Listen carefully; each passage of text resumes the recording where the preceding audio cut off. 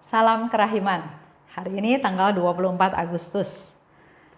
Kita akan bahas dari 1056 yaitu rahmat ilahi dan 1057 persekutuan dengan Allah. Kita mulai ya. Dalam nama Bapa dan Putra dan Roh Kudus. Amin. Tariklah saya ya Tuhan, supaya saya ada di dalam Engkau. Cintai saya, supaya saya bisa mengasihi sesama. Amin. Dalam nama Bapa dan Putra dan Roh Kudus. Amin. Oke, kita lihat di 1056. 1056. Pada pukul 11, Yesus berkata kepadaku, "Hostiku, engkau telah menyegarkan hatiku yang tersiksa." Sesudah mendengar kata-kata itu, aku berpikir bahwa hatiku akan terbakar. Ternyata Tuhan membawa aku ke dalam kemesraan yang sedemikian hangat dengan dirinya sendiri, sehingga hatiku dipadukan dengan hatinya dalam kesatuan cinta, dan aku dapat merasakan gairah hatinya yang paling memabukkan, dan ia merasakan gairah hatiku. Api cinta insaniku dipadukan dengan gelora cintanya yang kekal. Rahmat yang satu ini melampaui segala rahmat yang lain. Jati diri Tritunggalnya menyelubungi aku sepenuhnya, dan aku sama sekali terbenam di dalam Dia. Kekecilanku sungguh seakan-akan bergumul dengan Dia yang kekal dan maha kuasa. Aku terbenam dalam cinta yang tak terselami dan dalam siksaan yang tak dapat dipahami oleh karena sengsaranya. Segala hal yang berkaitan dengan jati diri Allah diberikan juga kepadaku. 1057. Selama ini, Yesus telah membuat aku memahami dan menduga-duga rahmat ini dan mencicipinya. Tetapi hari ini ia memberikannya sepenuhnya kepadaku. Aku bahkan tidak berani memimpikannya. Hatiku mengalami ekstase yang tanpa henti, meskipun secara lahiriah tidak ada suatu pun yang mengganggu hubunganku dengan sesama atau kesibukanku dalam berbagai urusan. Tidak ada suatu pun yang dapat menghentikan ekstaseku, dan tidak seorang pun dapat mencurigainya, sebab aku telah minta kepada Allah untuk melindungi aku, agar ekstaseku tidak diketahui oleh manusia. Dan bersama dengan rahmat ini, masuk juga ke dalam jiwaku seluruh lautan cahaya, yang membuat aku mampu memahami Allah dan diriku sendiri. Kekaguman menyelimuti aku sepenuhnya dan mengantar aku seolah-olah masuk ke dalam suatu ekstase baru yang dibangkitkan oleh kenyataan bahwa Allah telah berkenan turun kepadaku yang sedemikian kecil ini. Pada pukul 11, Yesus berkata, "Hostiku, engkau telah menyegarkan hatiku yang tersiksa." Kalau kita lihat novena kerahiman ilahi, di situ dikatakan ya, contoh hari pertama kita berdoa untuk yang berdosa. Yesus katakan, "Engkau menghibur aku dalam jurang kepedihan." Kita kaitkan dengan engkau telah menyegarkan hatiku ya. Di dalam novena kerahiman ilahi di situ dikatakan kalau kita berdoa buat orang berdosa, artinya kita menghibur Tuhan Yesus dalam jurang kepedihan. Kalau kita berdoa untuk para imam, Yesus katakan, "Engkau memberi kekuatan kepadaku untuk menanggung sengsaraku yang pedih." Kita menyegarkan Yesus juga ya, memberi kekuatan kepada Tuhan Yesus. Lanjut, kita berdoa untuk orang-orang yang saleh dan setia. Juga artinya kita memberi penghiburan kepada Yesus di jalan salib. Kita berdoa untuk mereka yang belum beriman. Di masa yang akan datang, pada waktu mereka menjadi orang-orang yang beriman, Yesus katakan, "Engkau meneguhkan hatiku." Kita juga berdoa buat orang yang sesat, orang yang memisahkan diri dari gereja. Pada waktu mereka kembali kepada Tuhan, Yesus katakan, engkau meringankan sengsaraku. Jadi pada waktu mereka kembali kepada Tuhan, kita berdoa ya, kita berdoa buat yang sesat, buat yang meninggalkan gereja. Dan pada waktu mereka kembali kepada Tuhan, mereka itu meringankan sengsaraku. Dan kita juga berdoa untuk orang-orang yang saleh dan setia ya, untuk orang-orang yang memuliakan kerahiman Tuhan. Di situ dikatakan bahwa engkau menguatkan aku waktu aku di sakratul maut. Jadi kalau kita berdoa buat orang-orang, kelompok orang-orang yang diminta oleh Tuhan Yesus, khususnya di dalam novena kerahiman ilahi, tapi juga bisa di luar novena, yang penting adalah kita berdoa buat mereka-mereka tadi, ternyata doa-doa kita itu menyegarkan Yesus, menguatkan Yesus, meneguhkan Yesus, memberikan penghiburan kepada Tuhan Yesus, meringankan bebannya ya. Jadi dalam hal ini waktu itu Yesus katakan kepada Suster Faustina, "Hostiku, engkau telah menyegarkan hatiku yang tersiksa." Dengan kita banyak berdoa untuk kelompok jiwa-jiwa tersebut, kita pun menyegarkan hatinya Tuhan Yesus. Lanjut ya. Tuhan membawa aku ke dalam kemesraan yang demikian hangat dengan dirinya. Selalu ada pahala yang Tuhan sediakan untuk kita yang sudah menyegarkan hatinya yang tersiksa. Ya Tuhan ya, pernah dikatakan kalau kamu berbuat baik dari ketulusan hatimu, engkau nggak bisa membayangkan pahala apa, ganjaran apa yang Tuhan akan berikan kepada kita. Dan rahmat yang satu ini melampaui segala rahmat yang lain. Aku terbenam dalam cinta yang tidak terselami. Dan kedua, siksaan yang tak dapat dipahami oleh karena sengsaranya. Jadi pada waktu itu Suster Faustina terbenam ya, terbenam akan cinta yang tidak terselami. Dia merasakan cinta yang luar biasa, tapi juga dalam siksaan yang tidak dapat dipahami oleh karena sengsaranya. Sekaligus ya kita bersatu dengan Tuhan Yesus, kita merasakan sukacitanya Tuhan, kita juga sekaligus merasakan sengsaranya Tuhan. Karena dia sengsara, dia menderita karena dia punya harapan, keinginan agar semua jiwa-jiwa diselamatkan. Itu pun dirasakan oleh Suster Faustina. Terbenam di dalam cinta, ya. Contoh, saya berdosa. Ya, kita terbenam, bayangkan terbenam dalam cinta. Yang saya bayangkan adalah, Tuhan, saya berdosa. Saya buat banyak kesalahan. Lalai, nggak tanggung jawab, egois, arogan, menyusahkan orang, menghukum orang, merugikan orang lain, tidak setia, marah, ya. Banyak yang kita lakukan dalam kehidupan kita ini. Kita ini berdosa. Tapi Tuhan tetap jaga, tetap pelihara, tetap lindungi, tetap mengasihi, tetap hadir. Kalau kita berdoa, Tuhan tetap hadir mendengarkan doa-doa kita. Contoh ya, ada seorang bapak yang bercerita bahwa dia bilang, sebetulnya saya nggak yakin kalau saya berdoa itu Tuhan dengar saya. Karena saya ini berdosa. Dan saya tahu Tuhan itu suci, Tuhan itu nggak mungkin memperhatikan manusia yang berdosa. Tapi karena saya disuruh berdoa, ya sudah saya berdoa. Tapi di hati kecil saya nggak yakin Tuhan dengerin doa saya. Ya, itu yang dialami oleh si bapak. Suatu hari dia mengalami kecelakaan yang luar biasa, yang menurut pendapat banyak orang harusnya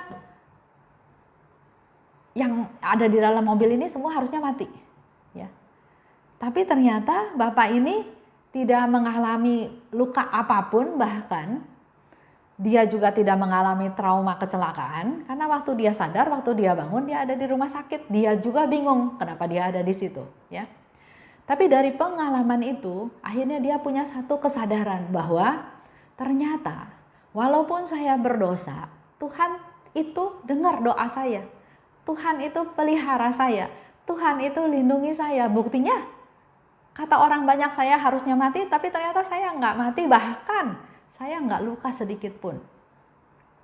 Di situ saya percaya bahwa Tuhan tetap sayang sama saya walaupun saya berdosa. Dan apa yang dia dapat, dia bersyukur karena ternyata Tuhan dengarkan doa dia, Tuhan masih sayang dia, Tuhan masih pelihara dia, sehingga waktu yang sekarang dia punya, dia katakan ini pemberian Tuhan dengan memberikan hidup yang kedua buat saya. Saya harus hidup lebih benar, harus hidup sesuai dengan kehendak Tuhan.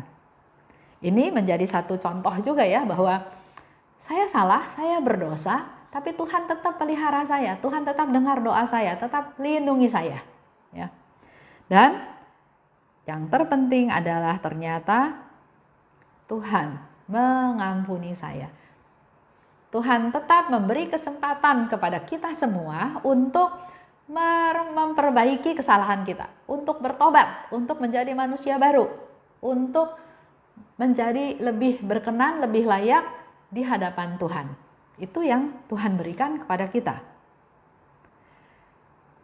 Tuhan mengampuni segala dosa-dosa saya tanpa dia perhitungan, tanpa menghitung plus minusnya, ya. Buat Tuhan adalah kamu berdosa, kamu diberi kesempatan untuk bertobat, kamu memanfaatkan pertobatan tersebut, sudah selesai. Enggak ada lagi perhitungan-perhitungan dosa-dosa yang sudah kita buat. Step berikutnya,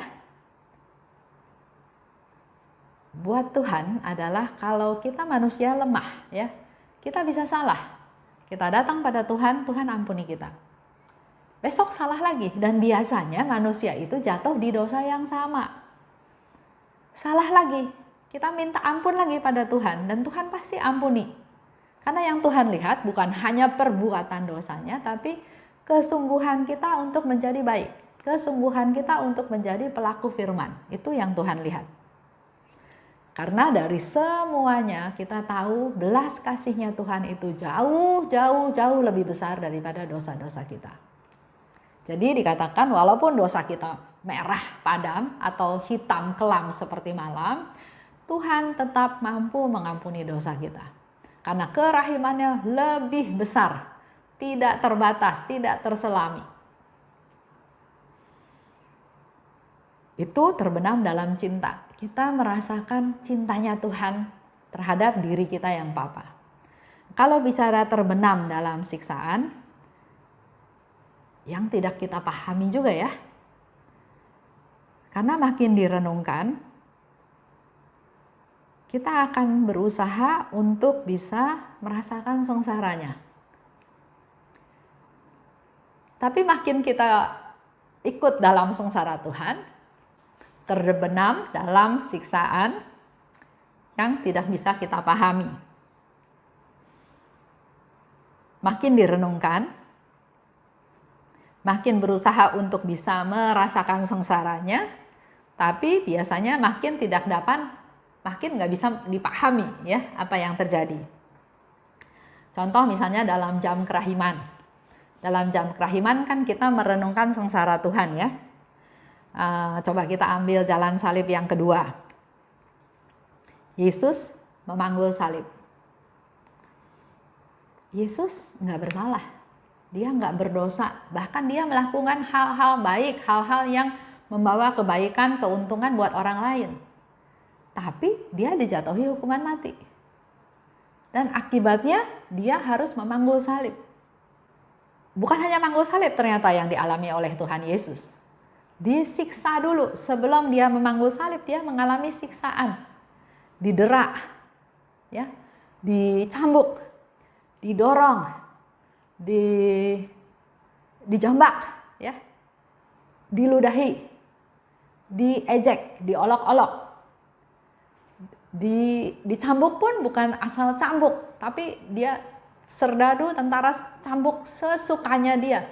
Ya ke kakinya, ya ke punggungnya, ya ke tangannya, bahkan mungkin ke kepalanya, ke mukanya. Dan sebelum itu dia dimahkotai duri. Bapak Ibu bisa bayangkan ya, kepala kita dikasih satu mahkota, dikasih kayak semacam satu topi, satu mahkota, tapi terdiri dari duri. Yang begitu ditaruh di kepala itu pasti nusuk ke sana sini. Apakah selesai? Belum tentu. Kalau serdadu itu merasa enggak bagus posisinya dan dia memang mau menyiksa Yesus, dia bisa angkat lagi si mahkota duri itu untuk dia pasang lagi dengan sesuka dia, gayanya dia. Dan sudah masuk ke kepala, apakah diam? Apakah kasihan lihat Yesus? Enggak. Bisa aja dia tekan sepuasnya dia. Darah bercucuran, buat dia mungkin itulah satu kepuasan. Diceritakan juga Yesus diberi buluh. Buluh itu bukan untuk Yesus bantu jalan, tapi melalui buluh itu, dengan buluh itu orang ambil buluh itu dan Yesus dipukulin dengan buluh itu. Disiksa. Sebelum memanggul salib, dia disiksa. Enggak dikasih makan, ditaruh di dalam satu tempat di bawah tanah yang gelap, yang hitam, yang saya dengar ceritanya bahkan nggak bisa duduk, itu harus dalam posisi berdiri ya. Itu siksaan-siksaan yang Yesus alami sebelum dia memikul salib. Lanjut lagi. Sebetulnya target apa yang Yesus mau dengan dia melakukan itu semua? Dia disiksa, dia diam, dia nggak membalas, dia nggak menghindar, atau dia nggak balas marah, bertanya salah saya apa. Tapi semua itu dia terima dengan diam. Dia terima, dia diam, dia pasrah, dia terima itu semua.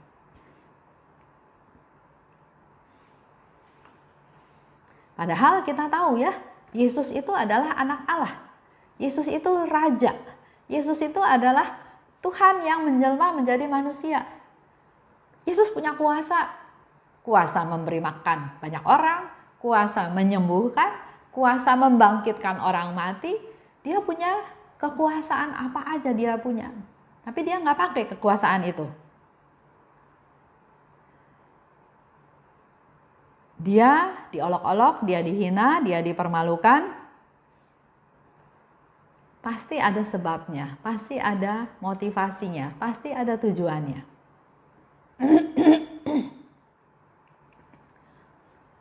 Dia mau menunjukkan betapa dia taat pada Bapa. Dia mau menunjukkan betapa dia mengasihi kita manusia berdosa. Bahwa dia rela berkorban, dia rela mati, dia apapun yang dia punya dia berikan kepada kita asal kita manusia selamat. Itu satu ungkapan, satu bukti cintanya Tuhan pada kita. Padahal kita masih berdosa. Kita masih mengolok-ngolok dia, masih acuh tak acuh. Tapi Tuhan menunjukkan kasih-Nya yang tanpa pamrih, tanpa syarat, yang tidak terbatas kepada kita manusia. Permenungan kita selanjutnya. Oke, kalau Tuhan menyelamatkan manusia yang dianiaya, yang dirugikan, yang memang perlu dikasihani. Tapi dalam hal ini enggak hanya mereka yang Tuhan bela. Orang yang mencabuk dia, orang yang menusuk dengan tombak, orang yang menganiaya dia, orang yang menendang dia, orang yang memaku dia, orang yang memfitnah dia, semuanya itu sama Tuhan dibela supaya selamat.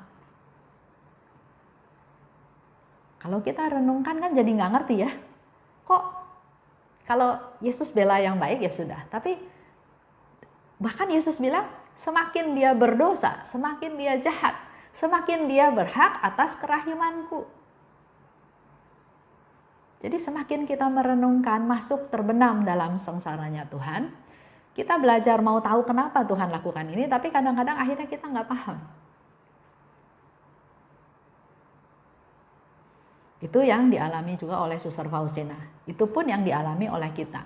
Tapi jangan titik sampai di situ. Ya. Karena semua itu dilakukan oleh Tuhan dengan dasar kasih. Dan Yesus mau kita semua juga bisa meneladan Dia. Bisa berkorban untuk orang lain, untuk keselamatan orang lain, untuk kepentingan orang lain. Itu yang Tuhan Yesus mau kita lakukan, sehingga Dia mengundang kita untuk masuk ke dalam sengsaranya yang pedih. Mari melalui renungan ini kita sama-sama menyatukan diri dengan Tuhan, masuk dalam cinta Tuhan, terbenam dalam cintanya. Kita bisa merasakan sangat sukacita, sangat bahagia karena ternyata kita yang papa, kita yang tidak berdaya, kita yang berdosa, direngkuh, dipeluk, disayang ya oleh Tuhan. Tapi sekaligus kita juga belajar masuk ke dalam, terbenam dalam sengsaranya Tuhan, supaya kita bisa lebih lagi mengetahui, mendapatkan cinta kasih Tuhan yang tanpa pamrih, yang perlu kita praktekkan dalam hidup kita sehari-hari untuk juga bisa meneladani Yesus, untuk bisa melakukan kasih yang tanpa pamrih. Itu aja untuk hari ini. Kita tutup ya dengan doa penutup. Dalam nama Bapa dan Putra dan Roh Kudus. Amin. Allah Bapa yang Maha Baik, terima kasih Bapa atas pengajaran pada hari ini. Benamkanlah kami dalam cinta-Mu ya Tuhan. Benamkan kami juga dalam sengsara-Mu ya Tuhan. Supaya setahap demi setahap kami sungguh-sungguh bisa semakin merasakan kerahiman-Mu, merasakan kasih-Mu yang tanpa batas. Dan sekaligus kami juga bisa masuk ke dalam sengsara-Mu yang akan menjadi bekal untuk kami untuk menjadi lebih kuat, lebih peduli, lebih berempati khususnya kepada mereka-mereka yang membutuhkan.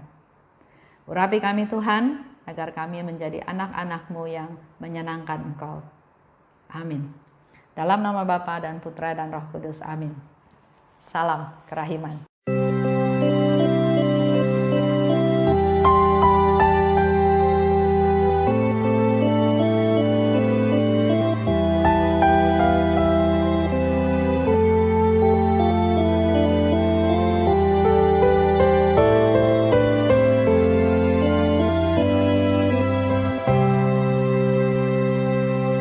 Syukur kepadamu ya Allah.